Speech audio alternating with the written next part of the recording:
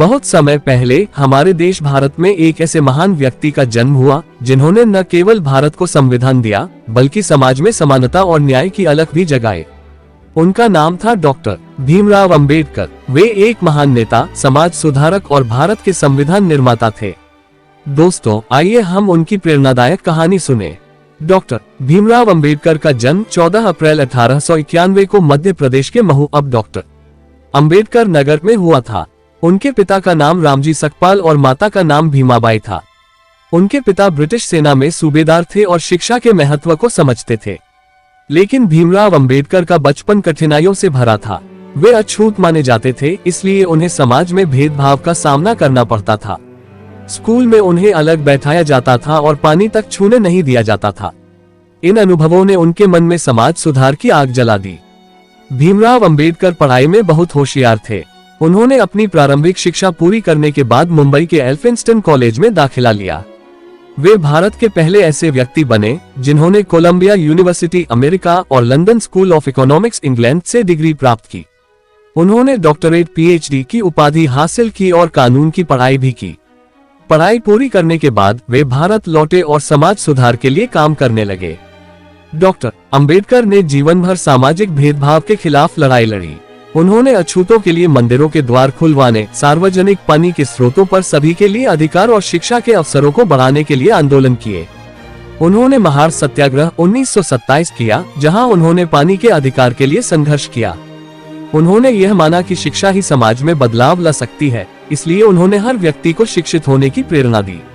उन्होंने कहा, शिक्षित बनो, संगठित रहो और संघर्ष करो। 1947 में जब भारत आजाद हुआ, तब डॉक्टर भीमराव अंबेडकर को संविधान निर्माण की जिम्मेदारी सौंपी गई। उन्होंने एक ऐसा संविधान बनाया जो सभी नागरिकों को समान अधिकार देता है। उन्होंने समाज में छुआछूत, भेदभाव और असमानता को समाप्त करने के लिए कड़े कानून बनाए। उनके द्वारा बनाए गए संविधान ने भारत को एक लोकतांत्रिक और धर्मनिरपेक्ष राष्ट्र बनाया। इसलिए उन्हें भारतीय संविधान के निर्माता कहा जाता है। डॉक्टर अंबेडकर ने समाज सुधार के साथ साथ राजनीति में भी महत्वपूर्ण भूमिका निभाई। उन्होंने श्रमिकों, महिलाओं और दलितों के अधिकारों की रक्षा के लिए कई कानून बनाए। उन्होंने भारतीय रिजर्व बैंक आरबीआई की स्थापना में भी महत्वपूर्ण भूमिका निभाई।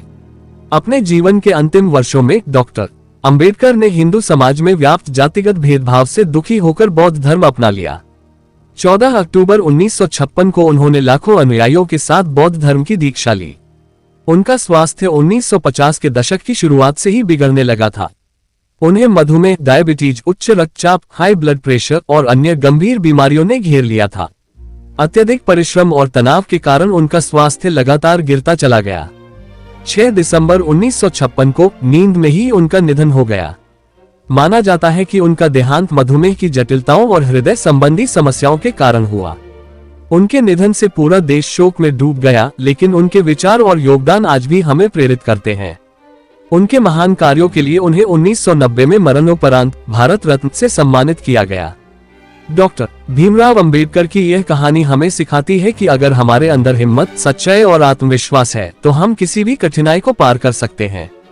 हमें भी उनके बताए हुए मार्ग पर चलना चाहिए और समाज को समानता और न्याय का स्थान बनाना चाहिए। अगर दोस्तों ऐसा ही वीडियो देखना और सुनना चाहते हैं तो इस वीडियो को हर दलित भाई के पास शेयर करके और सब्सक्राइब जरूर करें। जय भीम, जय भारत, जय संविधान।